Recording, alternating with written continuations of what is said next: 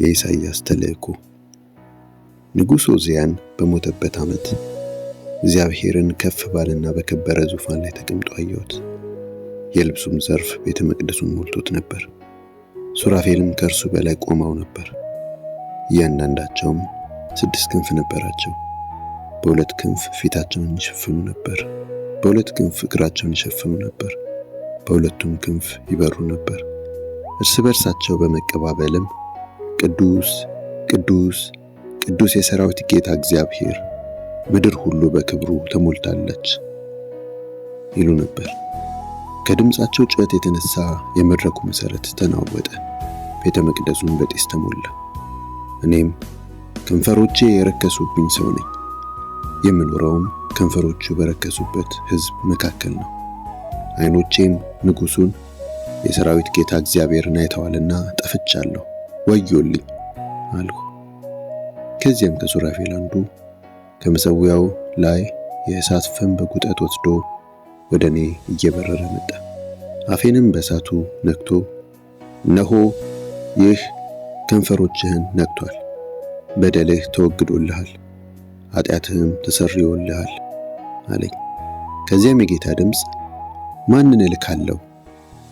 ማንስ ይሄድልናል? ሲል ሰማሁት። እኔም እነሆኝ እኔን ላከኝ አልሁ። እርሱም እንዲህ አለኝ፣ ወደዚህ ሕዝብ ሂድ፣ መስማትን ትሰማላችሁ፣ ነገር ግን አታስተውሉ፣ ማየትንም ታያላችሁ፣ ነገር ግን ልብ አትሉም ብለህ ንገራቸው። የዚህን ሕዝብ ልብ አደንድን፣ ጆሮአቸውን ድፈን፣ ዓይኖቻቸውንም ክደን። ይህ ካልሆነማ በዓይናቸው አይተው በጆሮአቸው ሰምተው በልባቸው ማስተውለው በመመለስ ይፈወሳሉ። እኔም ጌታ ሆይ ይህ የሚሆነው እስከ መቼ ነው አልሁት።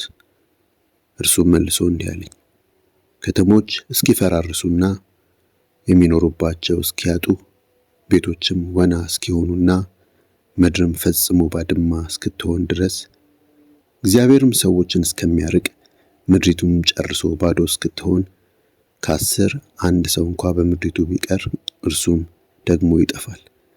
ነገር ግን የኮምበልና የባሉጥ ዛፍ በተቆረጠ ጊዜ ጉቶ እንደሚቀር፣ ቅዱሱም ዘር እንዲሁ በምድሪቱ ጉቶ ሆኖ ይቀራል። የኢሳይያስ ተልእኮ። ንጉሥ ዖዝያን በሞተበት ዓመት እግዚአብሔርን ከፍ ባለና በከበረ ዙፋን ላይ ተቀምጦ አየሁት። የልብሱም ዘርፍ ቤተ መቅደሱን ሞልቶት ነበር። ሱራፌልም ከእርሱ በላይ ቆመው ነበር። እያንዳንዳቸውም 6 ክንፍ ነበራቸው።